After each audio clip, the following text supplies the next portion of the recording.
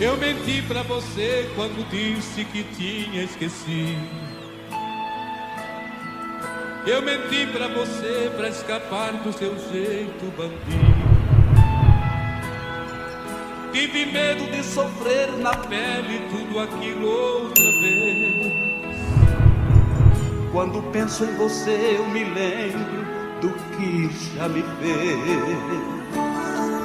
Eu menti pra você quando disse que tinha outro alguém. Eu falei foi da boca pra fora, eu não tenho ninguém. A verdade é que ainda me sinto assim com todo ser. O amor que eu jurei ter morrido sequer adoecer.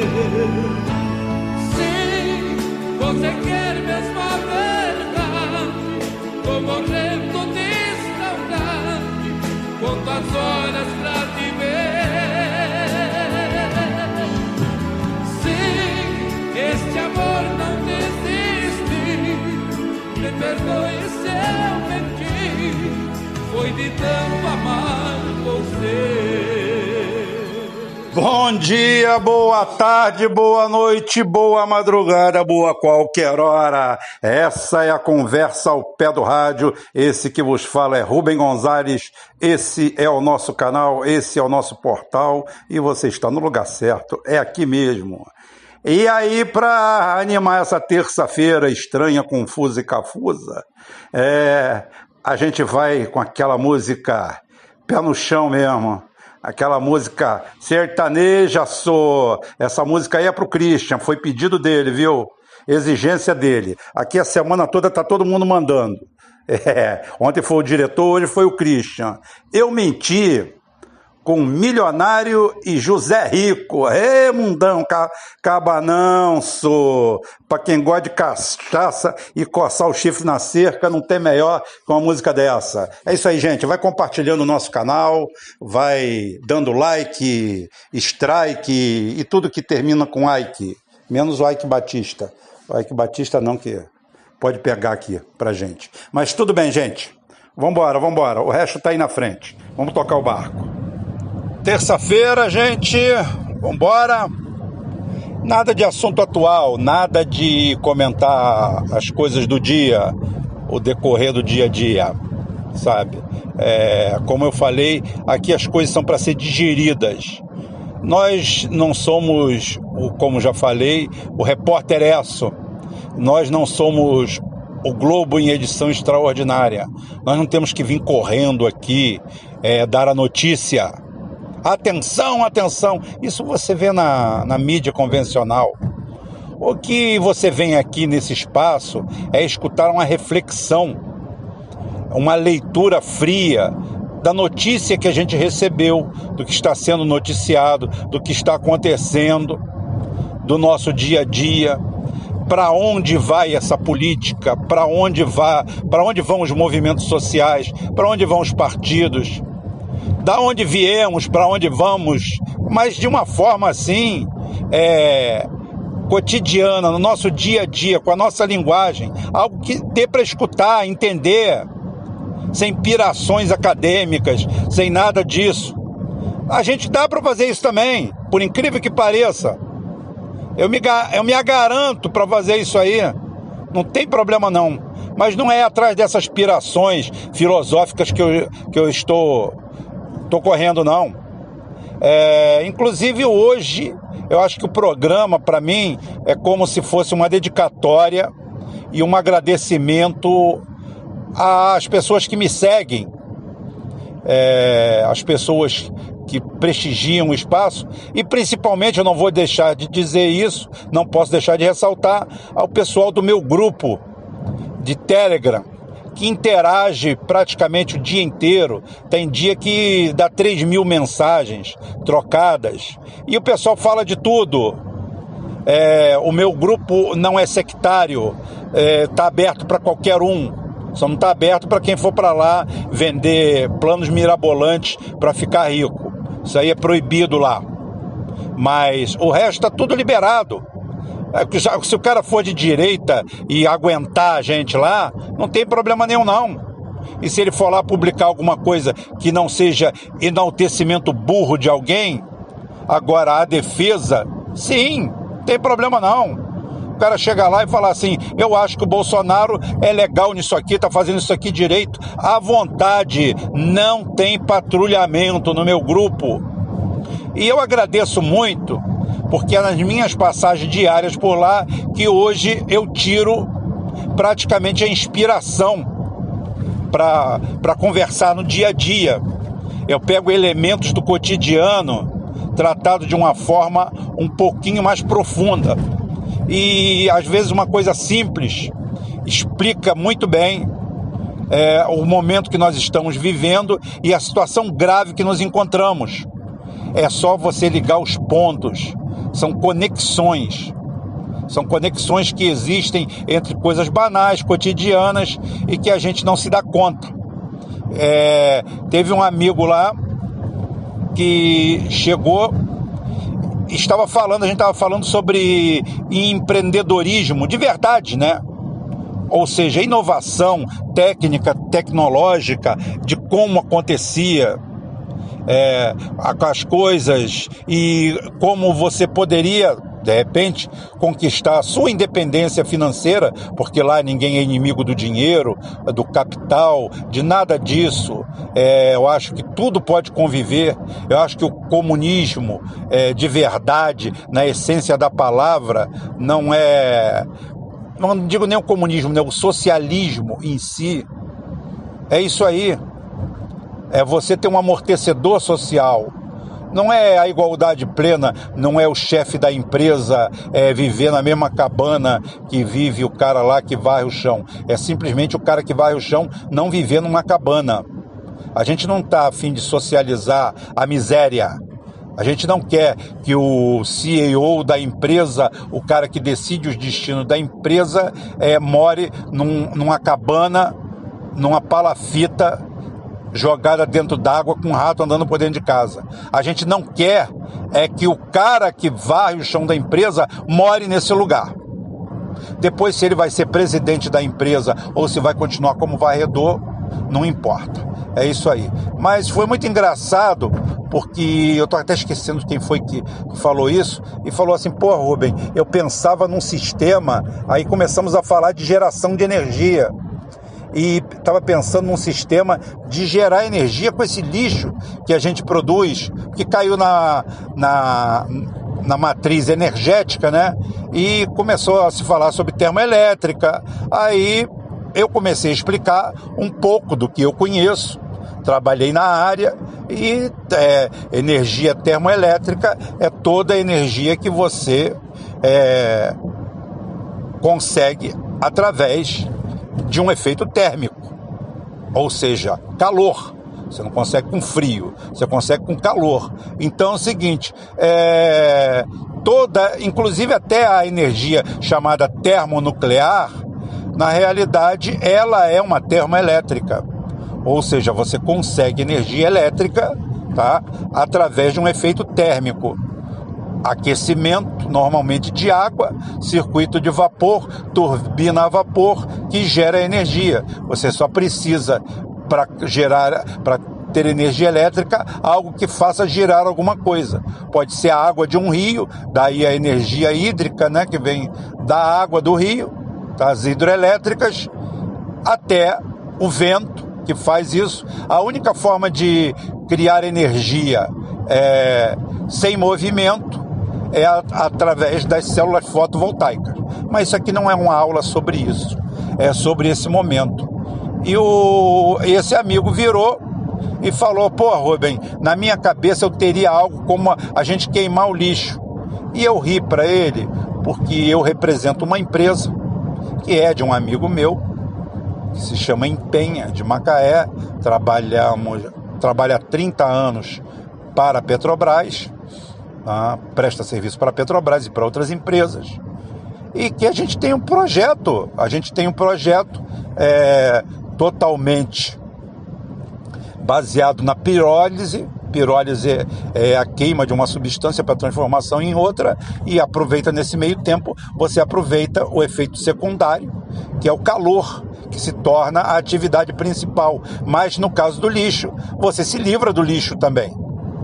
E você, mas isso aí joga poluentes na atmosfera. Não, existe uma coisa chamada lavagem de gases. É outro processo, onde você retira todas as micropartículas que estão em suspensão e você precipita elas, deposita elas e você simplesmente aproveita aquele produto químico até como adubo. Ou seja, 100% natureba o caramba. Aí você me pergunta, por que é que não existe uma unidade dessa em cada município do país? Aí vamos para as conexões. Não acontece isso, porque os municípios do nosso país, quase na sua totalidade, funcionam como pequenos núcleos, pequenas facções criminosas, gerenciadas por bandidos, dirigidas por bandidos, e da onde os bandidos tiram o seu sustento. Ou seja, você não tem usinas à base de pirólise para queima de lixo e aproveitamento de energia elétrica, porque no Brasil, no mundo inteiro, mas no Brasil em especial, se formaram quadrilhas e máfias em torno de todas as verbas públicas. Esse é o modelo não estatizante. O modelo privatista brasileiro é isso. O cara é a favor da iniciativa privada, mas para mamar nas costas do Estado. Então, hoje, o lixo é uma das 3 maiores máfias do Brasil. São quadrilhas, são gangues, gente perigosa, gente que mata. Gente que mata, como o ministro da Educação deu o depoimento dele aqui polêmico na rede e em rede nacional, eu dou o meu também. São equipes que matam.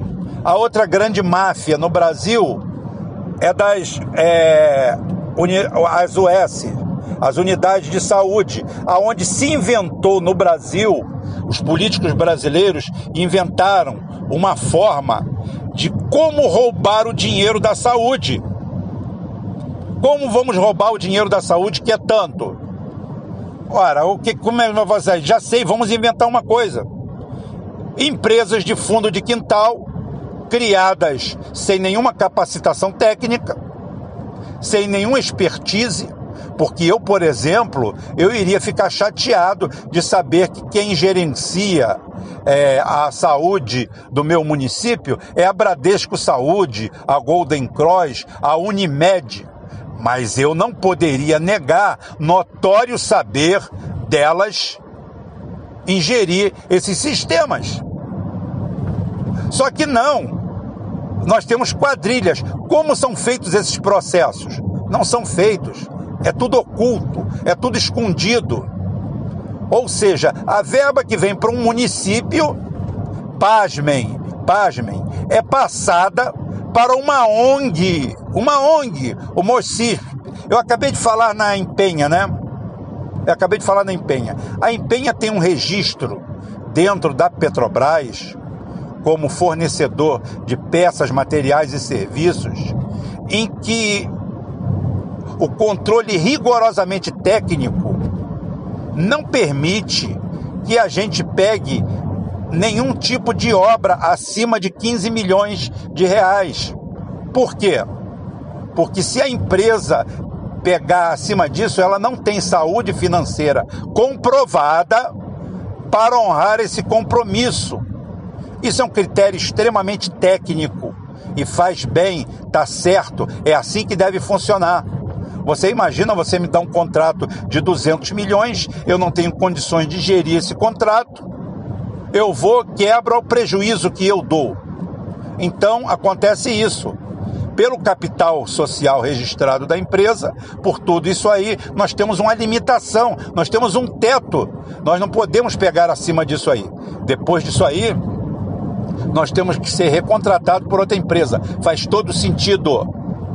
Repito, faz todo sentido, não tem problema nenhum.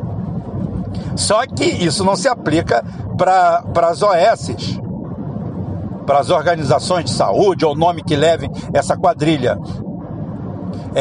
A União deposita dezenas, centenas de milhões de reais todos os anos na conta de empresas que funcionam em qualquer lugar, muitas vezes em lugar nenhum. A que geriu eu posso colocar nomes, não tem problema nenhum, tá? A que geriu a saúde de Itaboraí por 12 anos, se não me engano, ou mais, funcionava num sex shop em São Paulo e geria toda a verba daqui e de Mauá, em São Paulo. Acho que eram 2 cidades. Ou seja, atuam como gangues, como quadrilha. Por quê? Porque essa turma recebe o dinheiro, tira o dinheiro da propina para dividir entre os políticos, porque é assim que funciona, tá? É assim que funciona na real. Dá o dinheiro do vereador, dos prefeitos, do secretário, separa em dinheiro vivo essa propina e depois repassa o resto para a saúde. Ou seja, na realidade, é alguém que foi colocado ali só para isso. Não tem utilidade nenhuma, não tem porra nenhuma, porque todo o serviço que eles fazem seria um serviço para ser executado única e exclusivamente pelas secretarias de saúde dos municípios, dos estados, da própria União.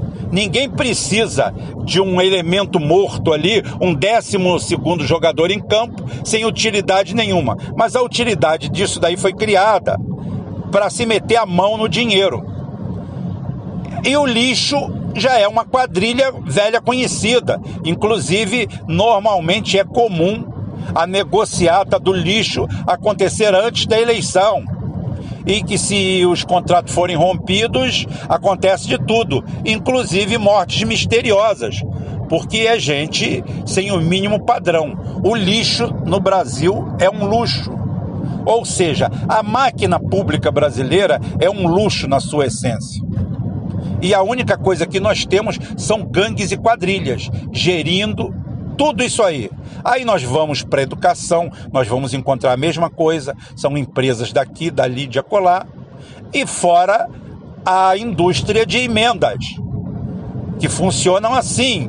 É bom vocês aprenderem, para vocês entenderem quando eu meto o pau e falo que esta merda tem que acabar. Aqui a única salvação é partido único, para salvar nossas finanças. A quantidade de dinheiro que é roubada e desviada no Brasil, como eu falei, o problema do Brasil não é a CLT, o problema do Brasil é o DAS. O DAS que é dado, a maioria dos funcionários de DAS do seu município, assessores de vereadores, assessores parlamentares, você vai ver, eles são estabelecidos, eles têm comércio, eles têm lojas, eles têm empresas, eles vivem de outra coisa. Aquilo ali simplesmente é uma propina para eles. Aquilo ali é um sistema de propina. Tudo é estruturado dessa forma, para saquear o Estado. Não existe outra utilidade. Tudo. E é o seguinte, como eu falei, vou abordar agora as verbas destinadas pelos deputados em Brasília para os municípios. Aí é o seguinte, quando são feitas votações, o cara recebe uma verba, aí ele direciona para o município. Aí vamos dizer que ele dirigiu R$1 milhão para Cabrobró do Oeste, para ser investido em sinalização pública. Ótimo, que beleza, Cabrobró do Oeste agora vai ter sinal de trânsito, placa de trânsito, bonito, porque em Brasília um deputado conseguiu mandar uma verba para lá. Funciona assim? Não funciona assim. Funciona de outro jeito. Ele vai mandar R$1 milhão para lá e vai mandar um assessor dele ou alguém para ir almoçar com o prefeito, com o vice-prefeito, com alguém, e dizer o seguinte: estou trazendo R$1 milhão para ser investido aqui na cidade. O prefeito fica até... que legal, Só que tem uma coisa, tem que ser por... Aqui tem que fazer a empresa XPTO, que já está com o pacotezinho pronto, entrega para a XPTO, mas eu tenho que fazer... Não tem problema não, que a XPTO tem a PTX e a PTU aqui, que já está aqui o orçamento de todas elas, pode deixar que o processo é limpo, tá? Tanto é que são tratados a pão de ló os gestores municipais, tá? De concorrência, de editais, de tudo isso aí, porque eles já sabem como funciona o modelito, tá? De afanação desse dinheiro. Ou seja, tudo isso, todas essas verbas, emendas que eles chamam ao orçamento, todas elas são destinadas à corrupção. Todas elas. Abram o olho. Alô, meu velho professor de direito, vou fazer um programa sobre você. Você deu um passo para frente, apesar de vez em quando vir e jogar tudo fora, né? Mas vou fazer um programa sobre você porque o pessoal do grupo está pedindo. Tá? Você teve uma boa colocação na última entrevista na Bandeirantes. Eu espero que você agora não faça como aquela vaca holandesa rebelde, que dá o leite e chuta o balde. Isso não quer dizer que eu estou fechado com você ou com ninguém. Aqui não tem ninguém acima ou abaixo do mal.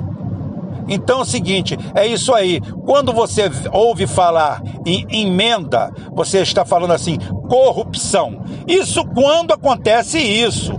Quando simplesmente não é emitida apenas a nota e o cara bota o dinheiro no bolso e nada faz.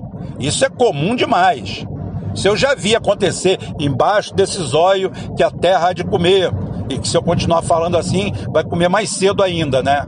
A sorte que a maioria não escuta isso aqui, tá todo mundo atrás de elucubrações filosóficas. Tá todo mundo querendo saber qual livro ler para resolver os seus problemas. Olha, lê o livro do filósofo tal, que ele vai te ensinar isso. Você leia, você quer saber como limpar a bunda? Filósofo já se borrou. Tá? Ensina isso muito bem, em 8 livros, aí você vai aprender a limpar o rabo. Não, aqui a gente trata do assunto real, não é elucubração. Aqui a gente não fala sobre assunto que a gente não domina. Então, vocês tenham ideia do que é a corrupção no Brasil. O Brasil é um país muito rico, pelo amor de Deus. Se a gente cortasse esses DAS, essas câmaras municipais, verticalizasse as prefeituras, acabasse com essas fraudes, com essa desgraça, com essa tragédia, máfia do lixo, máfia da saúde, máfia da educação, tudo isso aí, não tenha dúvida que o superávit viria, mas assim, de forma exuberante. Não tem como um país dar certo dessa forma. Todos os municípios estão quebrados, porque para sustentar esses nababos, todo o estado está quebrado. O dinheiro que a gente destina para o judiciário é um absurdo, é uma vergonha, é 10 vezes mais do que ele vale e 100 vezes mais do que ele merece. Merecimento era salário mínimo para todo mundo, meio salário mínimo para todo mundo, mas tem que ter, né? Então é o seguinte, vamos fazer isso aí. 10 vezes mais do que precisa e 100 vezes mais do que merece. É o que nós temos hoje. E essa ladruagem, quando você ouvir falar em emenda parlamentar, é esse tipo de roubo que está sendo feito. Quando você ouve falar em lixo, você não vai ter problema, você não vai ter nada solucionado, porque existem quadrilhas que vivem disso. Na saúde, a mesma coisa. Na educação, a mesma coisa.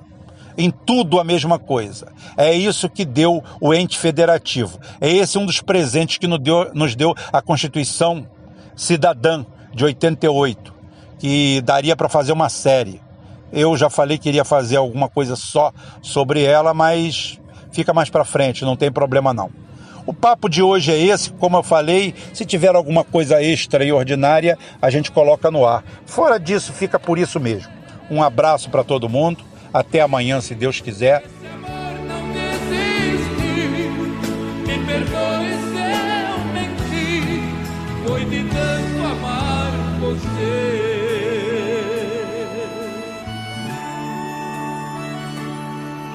Eu menti pra você quando disse que eu tinha outro alguém.